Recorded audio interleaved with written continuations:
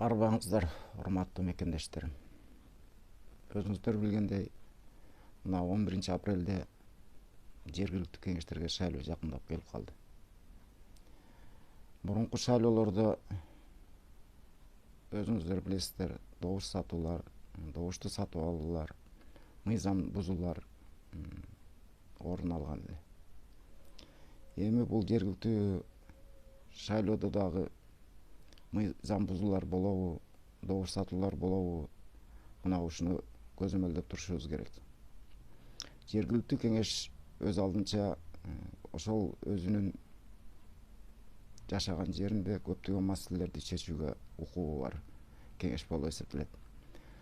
Ушул жергиликтүү кеңеште ойлонуп, мурункудай добушубузду сатпай, кайсыл партия ким мамлекетти алдыга сүрөп, ушул кризистен кайсы партия чыгарып кете алат, ошол партияларга добуш беришиңерди суранып кетет элем. Урматтуу мекендештерим, биз 3-чү жолу бийликти күч менен алмаштырдык. Бирок ошондон биз жыргап кеттикпи? Жок. Себеби революцияны эл жасайт, а пайдасын шылуундар көрөт. Мына бул бийлик алмашышта дагы кичинекей бир уч топ шылуун топтун бийликке келип алганын көрүп турасыздар. Бийлик алмашты, эмне болду? Кымбатчылык болду. Эмне болду? Мыйзам бузуулар болуп атат. Баш көтөргөн балдарыбыздын баары камакка алынып атат.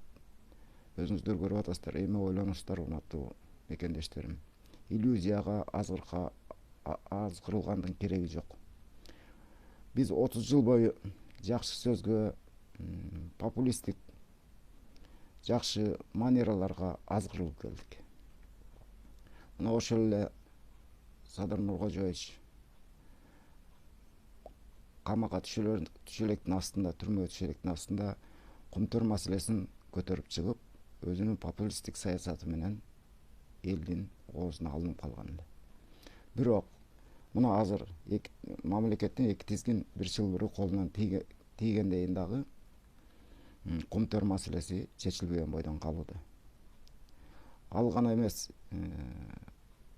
Кыргызстанда өзүнүн алтын запасы боюнча алдыңкы орунда турган жер үйкөнүн дагы орустарга эч кандай үлүшсүз эле кармата бергендиги дагы бул мамлекетке келтирген орчундуу зыян болуп эсептелет. Айталы, азыр мамлекет башында турган адамдар, ошол эле премьер-министр, ошол эле президент айтат, жер үйкөнүн Атамбаев менен Бабанов $100 миллион Россияга сатып берген, колдор коюлуп калган деп. Бирок ал өзүнүн азыркы укугунан пайдаланып, ошол келишимди бузса болот эле. Же болбосо ал келишимди эки мамлекеттин тең пайдасына карата чечүүгө укугу бар болчу.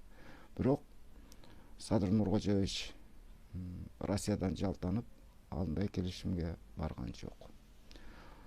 Урматтуу мекендештерим, биз 30 жылдан бери демократиялуу, өнүккөн мамлекет түзүүгө аракет кылып келе жатабыз. Бирок ошол мамлекетти түзө алдыкпы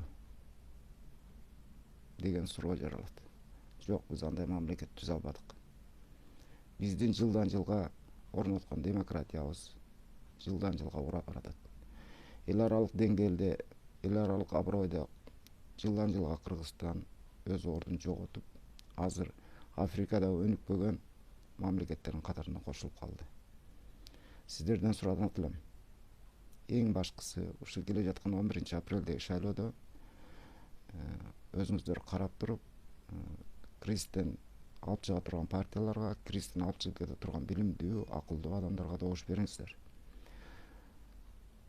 Кыргызстанды кризистен алып чыгып оңоп кете турган жападан жалгыз партия бул Бүтүн Кыргызстан партиясы. Өзүнүн саясатка келгенден тартып, өзүнүн позициясын эч качан кайтпай келатат. Өзүңүздөр баарыңыздар көрүп атасыздар, калган партиялардын баары бир жактан бир жака, бир партиядан экинчи партияга секирип өзлөрүнүн саясий сойку экендиктерин көрсөтүп коюшту. Ошондуктан мен сиздерди чакырат элем, бүтүн Кыргызстан партиясын жергиликтүү кеңештерде колдоп бериңиздер.